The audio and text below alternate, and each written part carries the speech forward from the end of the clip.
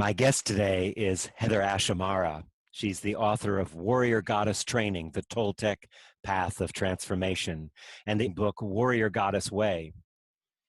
HeatherAsh is dedicated to inspiring depth, creativity, and joy by sharing the most potent tools from a variety of world traditions. She studied and taught extensively with Don Miguel Ruiz, author of The Four Agreements, and continues to teach with the Ruiz family. Raised in Southeast Asia, HeatherAsh has traveled the world from childhood and is continually inspired by the diversity and beauty of human expression and experience. She brings the open-hearted, inclusive worldview to her writings and teachings, which are a rich blend of Toltec wisdom, European shamanism, Buddhism, and Native American ceremony. HeatherAsh, welcome to Conversations. Thanks so much, Michael. It's great to be here. I've been looking forward to this interview since we did the Shift Shamanism Global Summit, which had over 30,000 people. It was so amazing. fun. It was. Well, let's start out maybe talking about a little bit of your background and history and how you got here today, so our listeners get a sense of who you are and where you've come from. Yeah, I would say that my journey began from living in Southeast Asia and just being immersed in a culture that was still deeply connected to the land, deeply connected to spirit and to each other. So when I first moved to the States to go to college, it was a shock. And I felt really disconnected and felt like people around me were disconnected.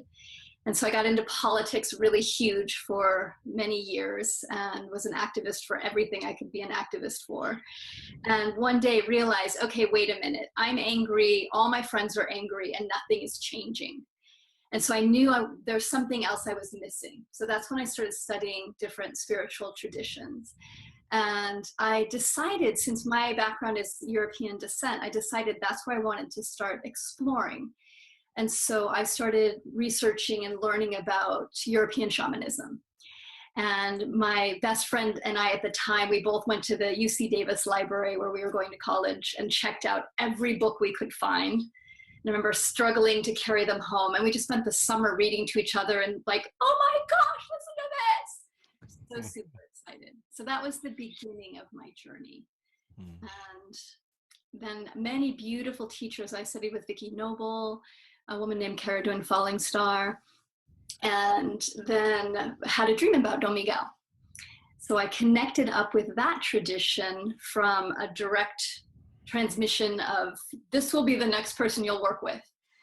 So I had the knowing that he would be someone I'd be working with. I had no idea how I would meet him. And a week later, someone came into my office and said, you have to meet this man. So about a year later, I said, okay, I'm ready now. And that was in 1994. Wow. So blessed to be part of that family for many years now. It's amazing how spirit leads us to our teachers. It's and the doors just open. You know? Absolutely. Yeah. We're ready. Yeah. It is. So you have this book that's been on the New York Times bestseller list for quite some time, The Warrior Goddess Training. Could you tell us a little bit about that book, what called you to write it, and what are some of the basic principles that you're wanting to share with people? Yeah, that book is a long time creation. So over the last 20 years, I've been working with women and working with really energy. Where are the places that we lose our energy? How to begin to learn to pull more energy into our body, hold that energy and direct that energy. So it's a blend of both European and Toltec shamanism. And it has 10 different lessons. And what I've found is that the first 3 lessons are foundational. They're about, and the book is really for everybody as well. So even though it was written specifically for women, there's a lot of men that have read it that I loved it. So the first 3 lessons are foundational. They're very much about how do we recommit to ourselves, not commit to who we think we're supposed to be, but come back into our body in this being. How do we align with life? So come back into harmony with the seasons, with the elements, with the beginnings and endings of life, and learn to love all of them. And then how do we purify this vessel? How do we begin to see ourselves as a temple and learn to witness ourselves as a being that needs to be supported in clearing out what no longer serves us? Think about it as cleaning a closet or clearing out a temple, so that we can be pure and allow energy to run through us rather than dragging around all these things from the past. And then the next 7 lessons actually go through the chakra system. I don't say that specifically in the book, but they start with the root chakra and then they go all the way up through each of the energy centers, because I'm really about how do we practically create change. And I found that that energetic system is very supportive in getting us back grounded into our bodies, connected to our sexuality and our energy, connected back again to our power, learning how to open our heart to everything, to speak our truth, and then to have clarity around how to connect to silent knowledge and to our own intuition. Okay, so let's go back to the first one. Let's take it a little more depth. So the first lesson is to commit to yourself. Well, that already brings up a lot of questions. First of all, knowing who you are, knowing what you should be doing, and overcoming the trance of unworthiness and the stories of disaster thinking and all the things that have us thinking that we're a player in a story that maybe isn't ours. Yeah, exactly. And the first thing I invite people to do is to be willing to not know who you are. To be willing to let go of all that you've created, because we've mostly spent our energy creating this image of who we think we're supposed to be, which I think about as the image of perfection. And that image of perfection lives right next to us. It walks with us, and we're constantly comparing ourselves to that image rather than being here, being in our body. And so it's a big shift to take our attention away from how am I appearing, how are people seeing me, am I okay, am I doing it right, and to come back to how do I feel, what's going on in this body. And it's really about getting to know ourselves all over again. And I see this path as about self-intimacy. It's about deepening our intimacy with ourselves. And so for me, that commitment to self is the commitment to get to know who we are now, not who we were when we were 20 or who we think we're supposed to be, but who is this being now? Mind, emotions, energy, and physical. So much of our behavior is based on basically what we learned in the first 6 or 7 years of life. And anytime we're confronted with anything that's similar to anything from the past, that those old patterns get triggered. Most people aren't even aware of that, but that's what's happening. So how in your work do you, first of all, recognize that you're being reactivated by a story from the past? And then how do you use that story? Let's say I'm unworthy, or I'm not enough, or I can't do that, or I'm unlovable. How do you then intersect with that, open to that, and find a path to the spiritual aspect of who we are, the bigger person that's available? Does that make sense? Absolutely. Such a great question. So what I see with humans is that each of us has what I call the big soul, which is the part of us that's deeply connected to spirit, open, doesn't see a sense of separation. And each of us has that connection. And then we have something called the little soul, which is the little soul is our personality. It's the part of us that feels separate, that feels not worthy, that learns, that picks things up. So as a kid, we're not born thinking I'm not worthy. We learn something that we learn. And the little soul learns that. The big soul's like, that's not true. But the little soul starts to believe that it's separate and that it has to take care of itself. And the way to take care of itself is to use fear and judgment. and that sense of scarcity. So the big soul's like, it's all good, there's abundance, we're all connected, life is fabulous. And the little soul's like, shit, I don't know how to do this. And it's almost like taking a little kid and saying, okay, you're on your own, good luck. And so that part of us, and so much like you're saying, is created when we're young, then takes on all these beliefs and agreements. And so it can't see the big soul any longer. It gets trapped in just looking at these, I'm not good enough, I'm going to make mistakes, people are going to abandon me, all these scarcity beliefs. And so first step is to have compassion for ourselves, to really understand it's not true what we're telling ourselves. It's a learned behavior and learned thoughts. And to begin to learn how to step back and witness and hold ourselves from a place of compassion and gentleness, and also fierceness. We need to bring that fierceness of I'm willing to cut through these non-truths to get to what is actually true. So we need all of those things. And to change, one of the best ways to start is to begin to shift our self-dialogue. So to witness the ways we talk to ourselves, which at first can be horrifying. So I always remind people, when you first start this path of becoming more aware, it doesn't get better right away, it actually gets worse. And it's not actually that it's getting worse, but now you're really aware of what you're doing to yourself out in the world, how you're judging yourself, how you're putting yourself down, how you're being negative, how you're judging other people. So when you first open up your awareness, it looks super messy and uncomfortable. And the transformation happens when we're willing to sit with the discomfort, stay with ourselves, no longer abandon ourselves, and then slowly start to shift the dialogue by inviting ourselves, how would we treat our best friend? Or how would we treat a child? What language would we use? What attitude would we use? And sometimes that can help us to then see what we're doing to ourselves now and what's possible. And then we begin slowly shifting the energy from the old pattern to the new pattern, and knowing it's going to take time.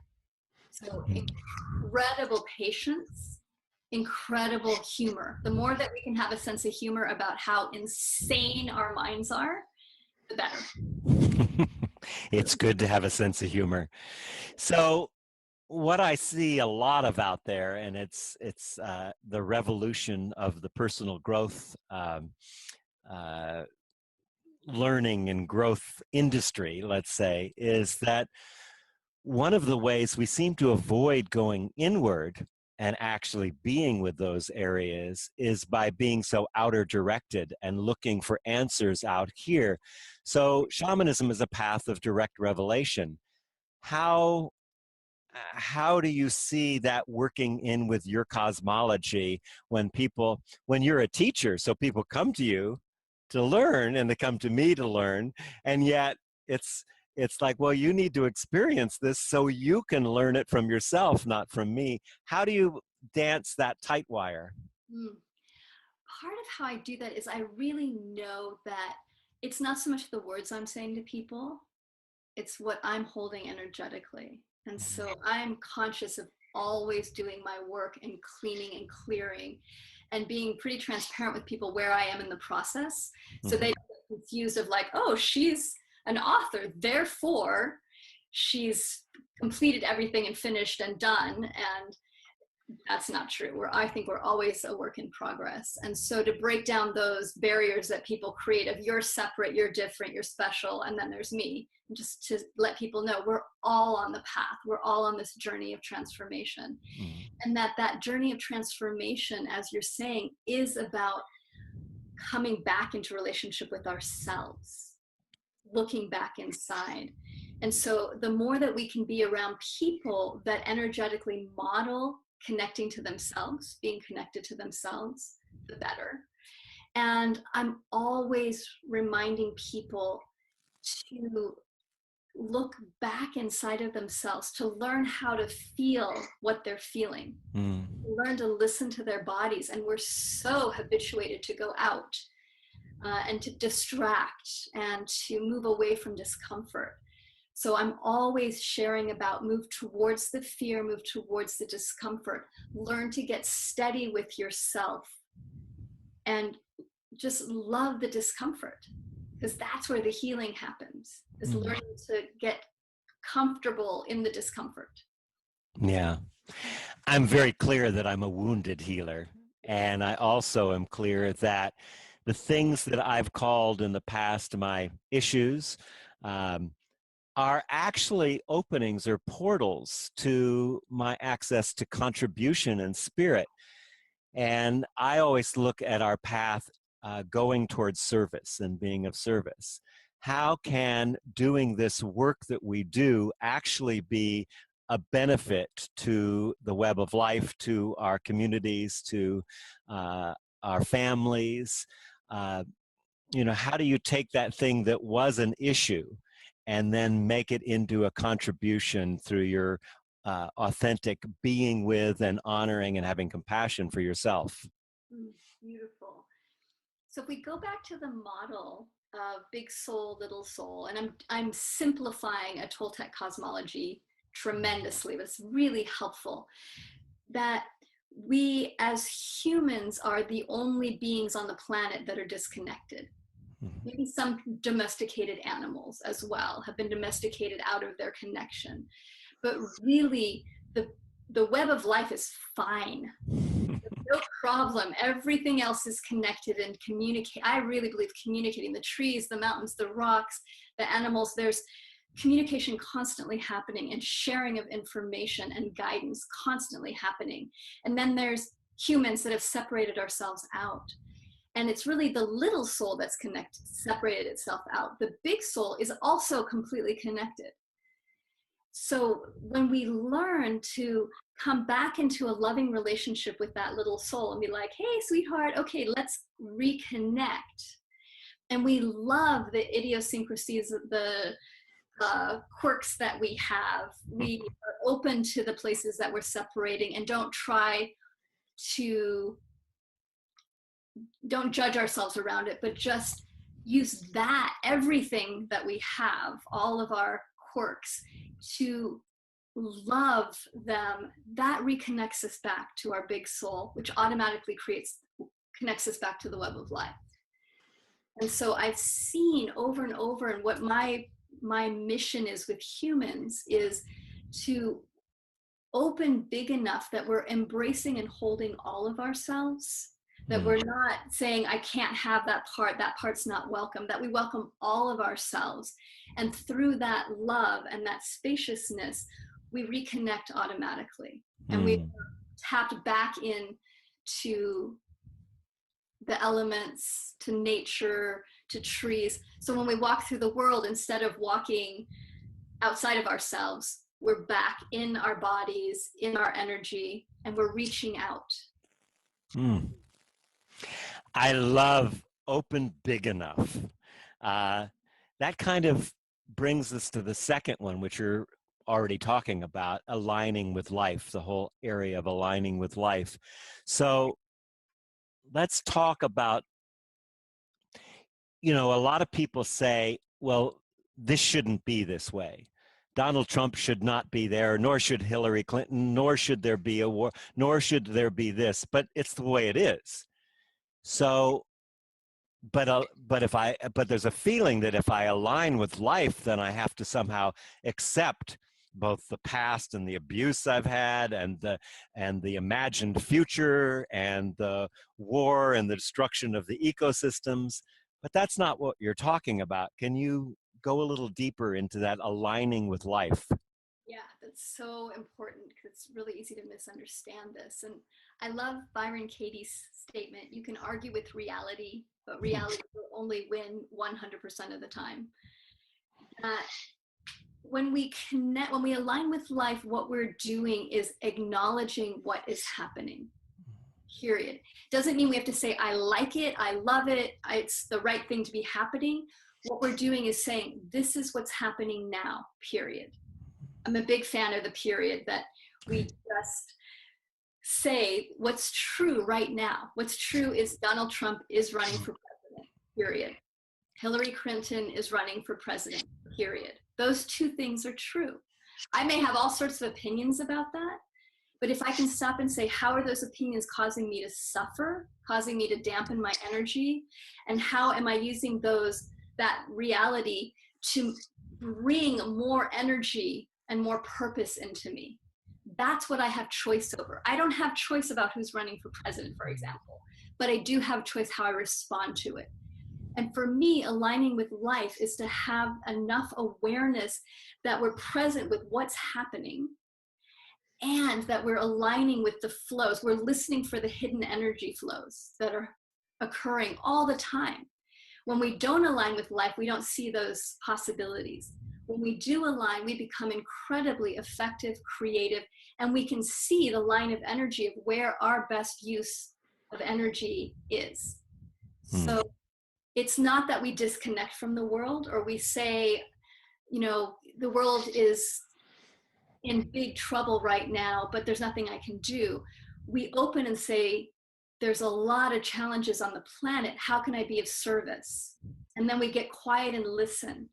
And what I found over and over again is the universe, the life force, whatever you want to call it, then reaches out to us and says, okay, sweetie, here's where you can be the most effective. And we know, and that might be something really tiny of knowing I want to go start planting trees. Or it may be something where we feel called to do something larger in our life. But I feel all of them are large, whether you're recycling and that's part of your contribution, or there's another way that you're called to serve. All of it's important. All of it is in service to life. And when we remember that, aligning means being in service to creation. That's brilliant. I love that. You know, of course, the Buddha said that suffering is about attachment. And one of the things about attachment is it's static. It doesn't have any movement. It flatlines. And one of the areas of, if we pay attention to life and the natural systems, is that everything has a cycle. I would love for you to talk about beginnings, middles, and endings and cycles and how to be with them in a way that moves us towards our, what you're calling the big self, the big soul. Absolutely. We in the West especially are all about beginnings. We want things to start. We want the new growth. We want the youth. And we have a tremendous amount of resistance and fear around the death part of the cycle. And so to reclaim our wholeness and come back into alignment means honoring that the beginnings are just as important as the endings. And that there's actually no difference. You can't have a beginning without an ending. And when we split and go, I want the beginning but not the ending, we suffer. But when we again, this place of opening to, there are endings, and that the endings can be as joyful and as moving and as rich as the beginnings. And that also grief is part of being human. The letting go, and there's a difference. I consider there's a difference between suffering and grief. Suffering is we're telling ourselves a story. Often this shouldn't be happening. And that's what creates the suffering. Versus grief is around loving, just mourning the loss of something that was precious to you. And when we're in grief, it moves through us, we experience it, and then it goes away. And we feel deeper, we feel more aligned with life, we feel more depth inside of us. So there's a way that we're afraid of our depths. We're very much like the surface and like to live in the crust because it's safe. But where the beauty of life is in the depth. It's in the death, it's in the letting go, it's in the grieving, it's in the letting ourselves be moved by life. Yeah, it's so true that we really resist grief. We push it away. We push away death too. I had Martin Prechtel on when he had his book, Rain on Dust, I believe was the name of it. A brilliant book about the grief being the flip side of death.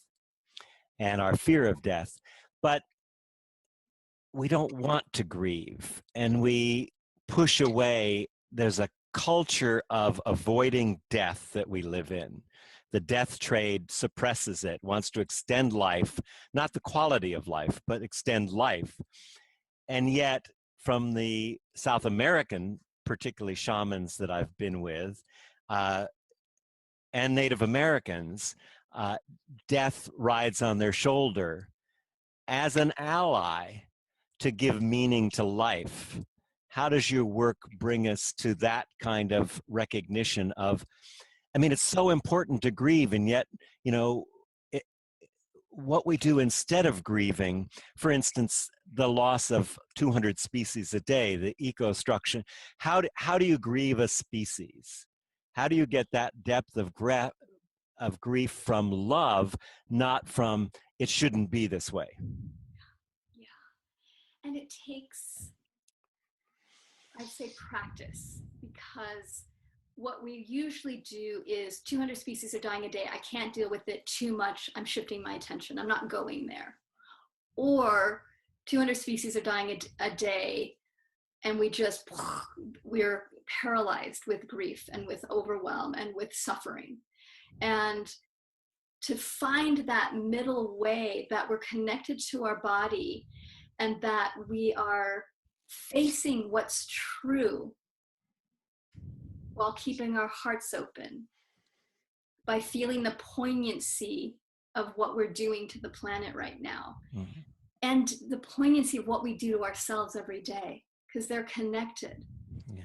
And that place of coming back to, how can I stop hurting myself internally? How can I stop the destruction I'm creating internally, because it's a reflection of the outside destruction? And that we do the work simultaneously, that we listen for, how can I be open enough, deep enough, present enough to let all of this flow through me and not get stuck. Mm-hmm. Because when it gets stuck is when we're saying this shouldn't be happening, or I have to find somebody to blame. And that limits our creativity. So when we're open to, it's happening, what's the next action step? What action step can I take? Then there's movement again. So we want to watch the places where we start to get stagnated. I always look at the energy. Am I getting stagnated? Am I getting stuck? Yeah. In my head? Versus, is there flow happening? And the places that we numb ourselves out because things are overwhelming doesn't create flow. It creates armoring. It creates hardening. It creates brittleness in our being. Yeah.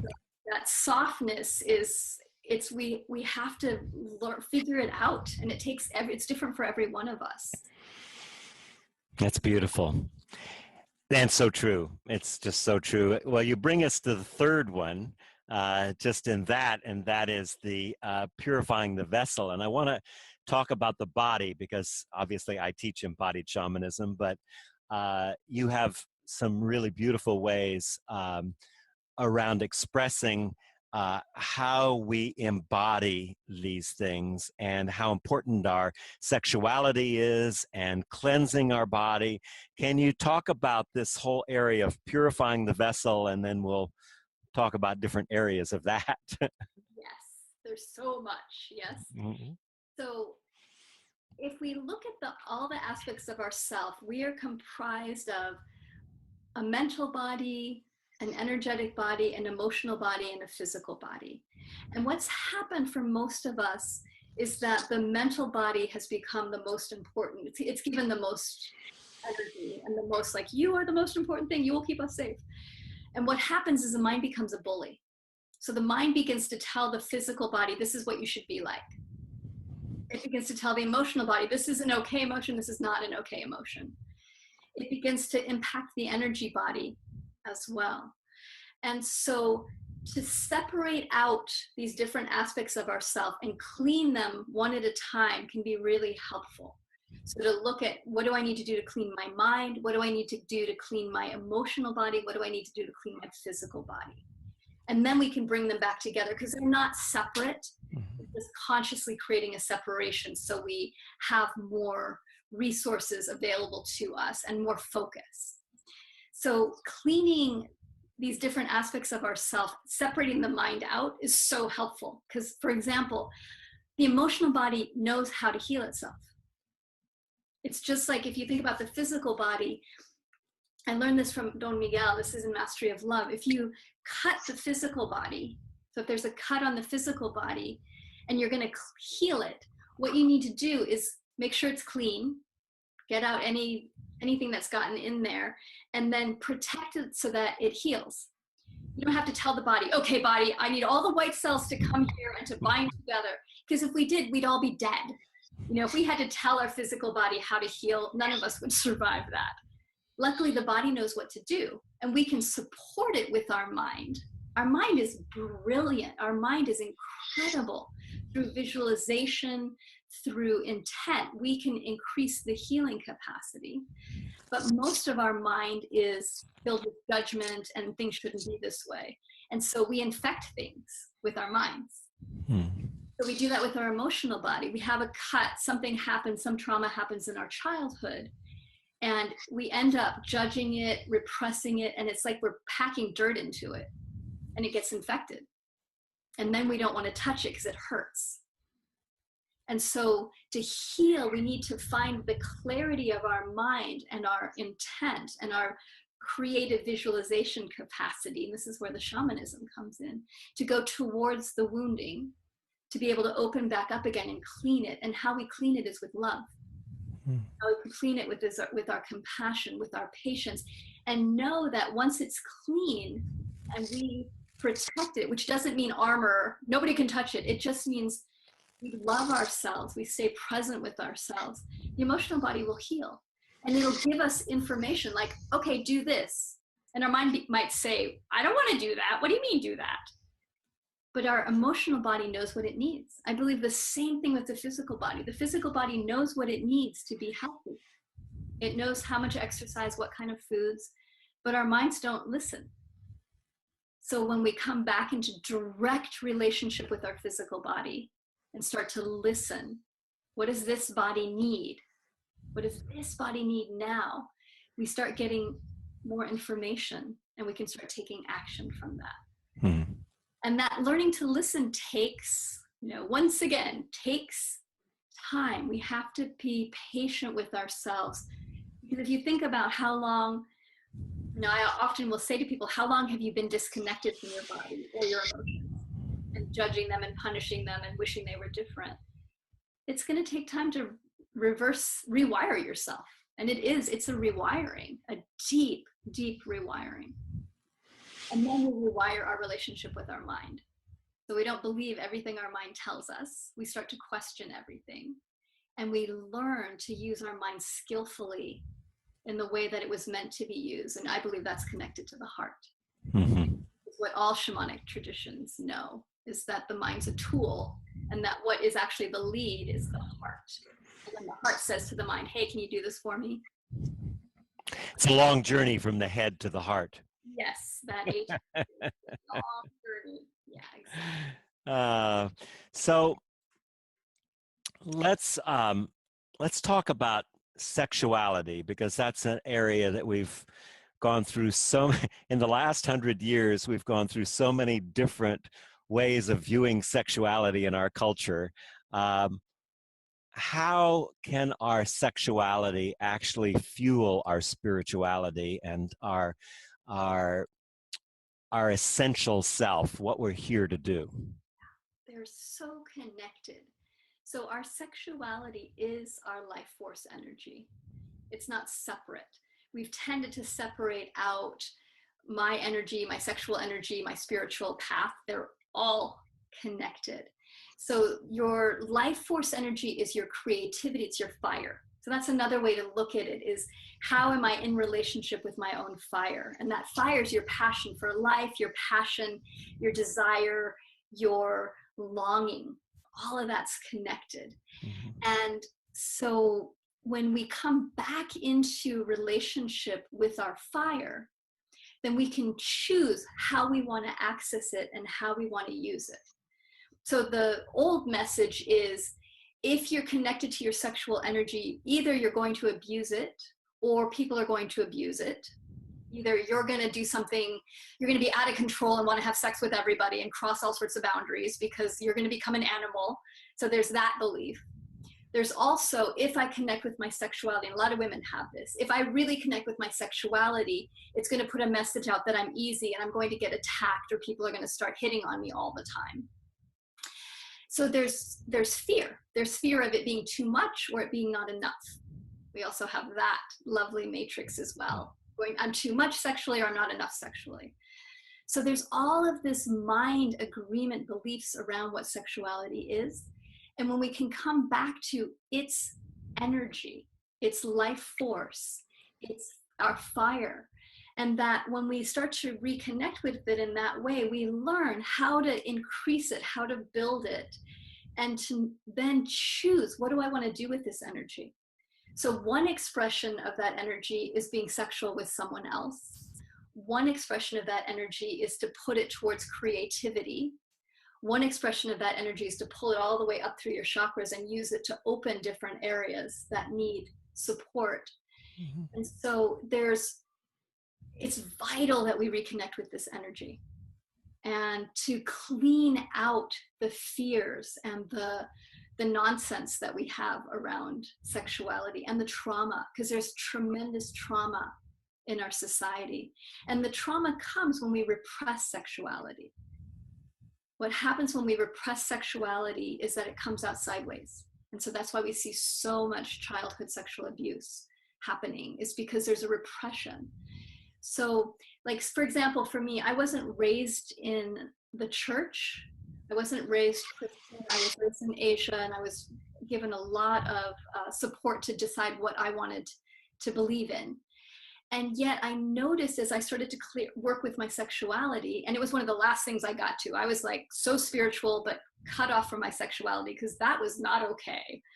So when I really realized, wow, I need to bring this back in, what I found is so many old beliefs and agreements around, it's not okay to be spiritual and sexual. I have to keep it separate. It's dangerous. And I was like, where did I learn this? It's in the culture, it's in the dream that we're in. Mm-hmm. And so to recognize too, a lot of what we carry around sexuality isn't even ours. It's something that we've taken on, that as creative, aware, loving adults, we can now want to go back in and heal the misconceptions that we're holding, the trauma that we're holding, and the fear, so that we can be an open channel.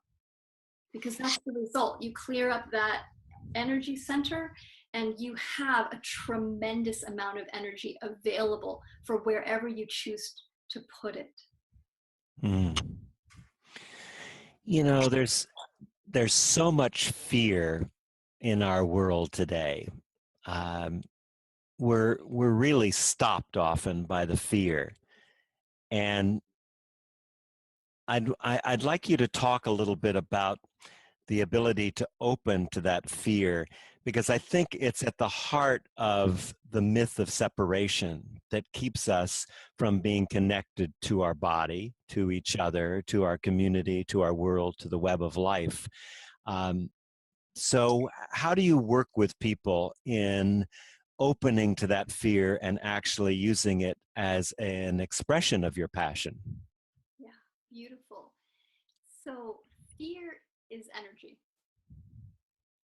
And when we take out fear is bad or good or right or wrong and just look at its energy, that's helpful. That's a start. And the other piece is that we learn to open to our closures, to open to our fear. So fear tends to contract us and shut us down and put us into what I call disaster mind. So disaster mind is awesome at looking at worst case scenarios. We have a fear and it's maybe a fear about one thing, but then our mind pulls together other things that happened in the past that we should be fearful that might happen. And then also goes in the future and starts snooping at what could go wrong. And so we increase the fear in our body. So if we can keep ourselves in the present, notice where we're in fear, notice what it's doing to our body, notice where we're contracting, collapsing, feeling small, whatever, what's the fear doing? And then practice opening to the fear, naming the fear, and just, hello, fear. Yep, that's a lot of energy. And keep our mind here. And that's the trick, because the mind wants to have an explanation for why there's fear. But when we learn to come back to like right here, fear is in my body, and go deeper, be curious what's underneath the fear, because there's always an agreement, a belief, or an emotion that's underneath the fear. Okay, I'll share an example. This is how I work with myself. Is I was driving, long road trip. Long road trips are fabulous for clearing. And I noticed that my mind was going crazy around this relationship that I'm sort of in, but kind of not in. But anyway, my mind is having all sorts of heyday around, what does it mean? What's going on? And I was watching and I was like, okay, sweetie, what's going on? And I just dropped into my body and the discomfort I was feeling, and let go of the story and felt the discomfort. And then I just let myself go a little bit deeper and just breathe. I didn't do anything but just breathe and stay with myself. Just breathe and stay with myself. And all of a sudden I felt this grief start to arise. And I realized I was missing my dad. So my dad passed 10 years ago. And my mind immediately was like, he's been dead. Why are you, why are you grieving him now? There's no reason. And I just let that go. And I went back to grief is happening. And I opened and I cried for about, 5 or 6 minutes, just let the emotion move, felt that sense of loss, felt myself missing my dad, naming what I missed about him. And then it cleared. And in that clearing, I was unhooked from my whole mental, what's happening, and just back in the moment. Everything's fine. Everything's perfect. And after that, I got this beautiful message from my dad. So this is what happens, I believe. We reconnect. So I reconnected with myself. And then my dad's favorite number was 33. And what we found over and over again, my mom, my sister, and I, is that he shows up like at the right time in really weird synchronistic ways. 33. So I go to my hotel room and the number's 338. And I'm like, of course, what's the 8? Oh, infinity. Thanks, Dad. Got it. He's here for infinity. He loves me. I love him. And I could feel that in my body. Boom, back connected with the web. And that web is everything that's happening here. And it's also the other side. We're also connected to all of our ancestors, all of the beings that have ever walked on this planet. There's no difference really between this reality and that reality. So that's the willingness to go towards the fear and open to it and be curious. What else is in there? And sometimes it's graceful. That was a fairly graceful. And sometimes it's not graceful. Sometimes it's a big struggle. And so to also open to the places where it takes weeks or years, can we just keep open that whatever arises will stay with ourselves? That's so beautiful, HeatherAsh. I love your authenticity and sense of presence. It just exudes from you, and it's I can tell you're a wonderful teacher.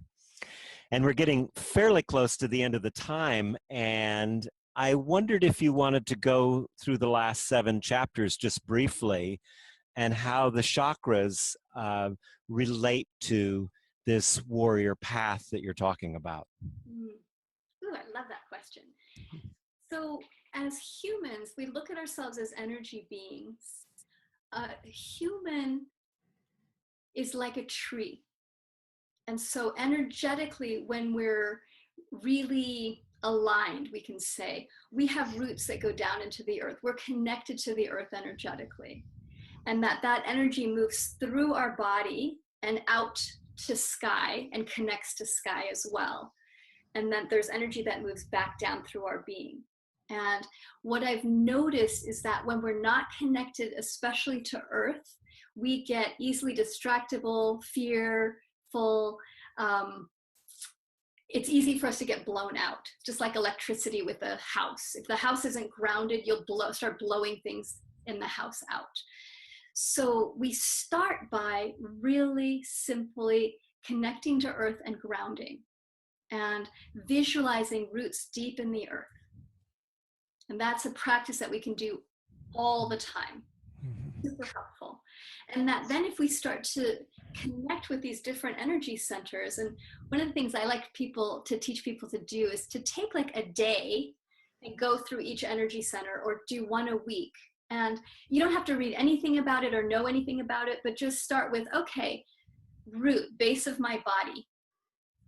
Let me just spend the day breathing into low spine and just see how that feels. And then the next day, let me just see, how am I doing with my relationship with my sexuality? Breathing into that, coming into our relationship to our power, which is the will chakra. What's my relationship with my power? Let me just explore that today. And you gather information about where you're out of alignment, or where it feels like you are in alignment with your life, with these different energy centers. The heart, where am I open? Where do I close? So it's not about coming into relationship and saying, okay, I have to fix this. My heart's closed. Right. I did that for years. Like, I have to open my heart. It doesn't work so well.